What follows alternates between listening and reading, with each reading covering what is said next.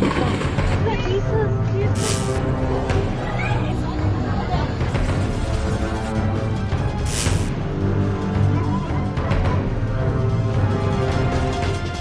natin ang sitwasyon ngayon sa Bogo City kung saan naitala ang magnitude 6.9 na lindol. May ulat on the spot si Alan Domingo ng GMA Regional TV. Alan? Yes, Rafi, nandito ako ngayon sa Bogo City kung saan naitala ang epicenter ng 6.9 magnitude na lindol kagabi.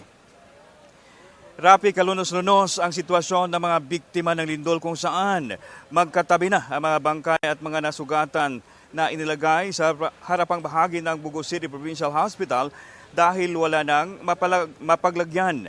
Nagpang-abot na ang mga ambulansya at tauhan ng mga punerarya sa isang lugar. Inihatid ng ambulansya ang mga pasyenteng malubhang nasugatan sa ibang hospital. Patuloy din na dumadating ang mga bangkay na nakasilid ng black cadaver bag mula sa iba't ibang lungsod ng 4th District ng Cebu. Mismong si Governor Pamela Baricuatro ang namamahala sa pag-asikaso para mai-transfer ang mga pasyente sa mga ospital. Ayon sa kanya, aabot na sa mahigit 30 katao ang naitalang nasawi pero posibleng madagdagan pa ang bilang. Wala pa ring insaktong bilang kung ilan ang sugatan. Humihingi na ng tulong ang gobernadora para sa mga nabiktima sa lindol. Kumikilos na din ang iba't ibang ahensya ng pamahalaan sa mga pagresponde. Samantala, gumuho naman ang Bogo City Hall dahil sa lakas ng pagyanig kagabi ayon sa Bogo City DRRMO. Umabot na sa 20 katao mula sa lungsod ang kumpirmadong patay. Nagpapatuloy pa rin ang retrieval operation sa iba't ibang barangay sa lungsod na may landslide.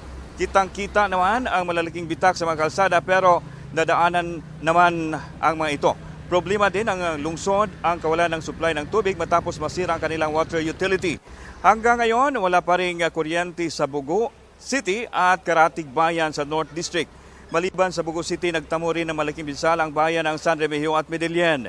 May nadadaanan din tayong landslide sa Sugod sa Cebu, kung saan isang senior citizen ang pinaniniwala ang nasawi matapos matabunan ng malaking bato ang kanyang bahay.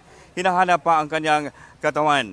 Ayon kay Rafi, ayon kay Governor Pamela Baricuatro, latest count ng mga nasawi is umabot na sa 53. Pero posibleng aakyat pa ang bilang kasi patuloy pa ang retrieval at rescue operation sa mga biktima ng pagyanig dito sa Cebu. Rafi.